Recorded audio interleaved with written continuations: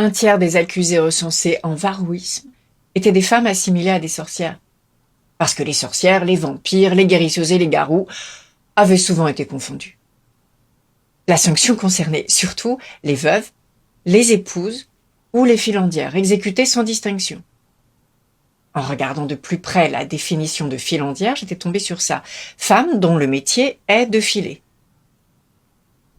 Et si son intention avait été de filer en douce, la filandière avait malheureusement été rattrapée par la morale.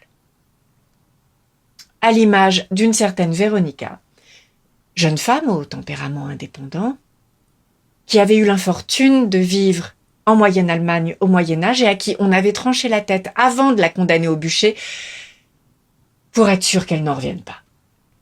Et serve d'exemple. Telle Véronica, celle qui osait sortir la nuit en cachette et braver les interdits, était considérée comme des garous. Et leurs maris pouvaient les abattre à coups de fusil ou de fourche au petit jour avec un motif tout trouvé.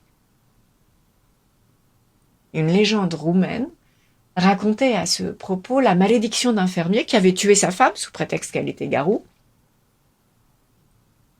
On l'avait retrouvée morte au petit matin, et le mari, comme tous les autres, n'avait pas été inquiété.